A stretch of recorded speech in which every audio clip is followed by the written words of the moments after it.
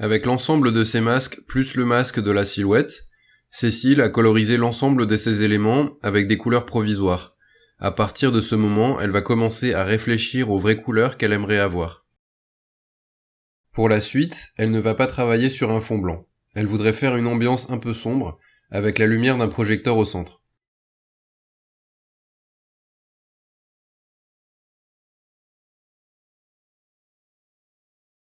Pour mieux travailler ses couleurs sur son personnage, elle va le faire sur un fond dont la valeur foncée se rapproche de ce qu'elle aimerait avoir au final. En dessous du calque de silhouette, elle crée donc un calque de fond qu'elle remplit avec une couleur foncée provisoire.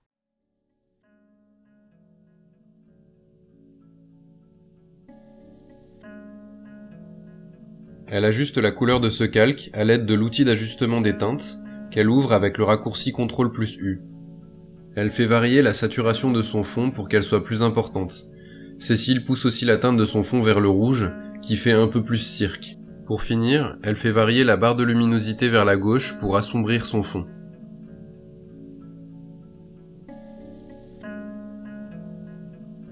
Cécile crée un nouveau calque pour faire son spot lumineux, qu'elle va faire au lasso. Elle clique sur Shift et Alt pour avoir une découpe avec des formes géométriques.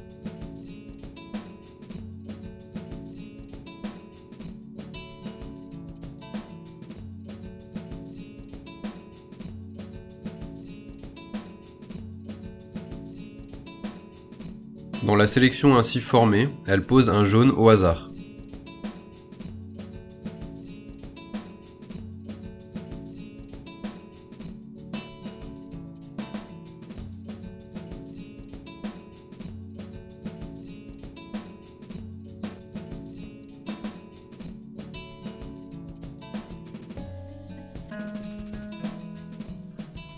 Elle gomme un peu la partie basse.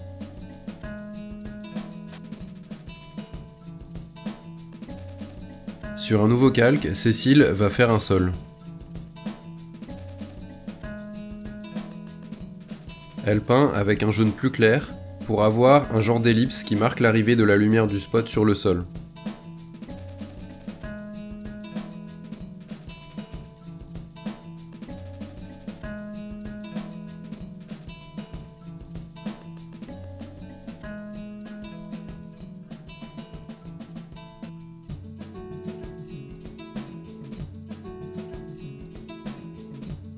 Ce que peut faire Cécile à présent, c'est retoucher et réajuster les calques déjà faits pour travailler plus sur son ambiance colorée.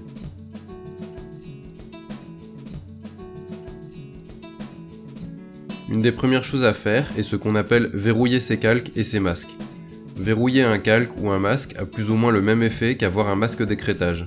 Le verrou verrouille la zone qui a été peinte, ce qui fait qu'une peinture additionnelle sur le même calque ne pourra pas dépasser de la zone en question.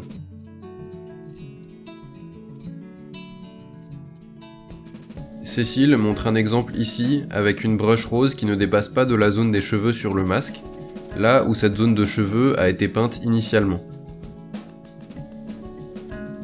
Il est alors pratique de verrouiller tous les calques et les masques de couleurs déjà faits.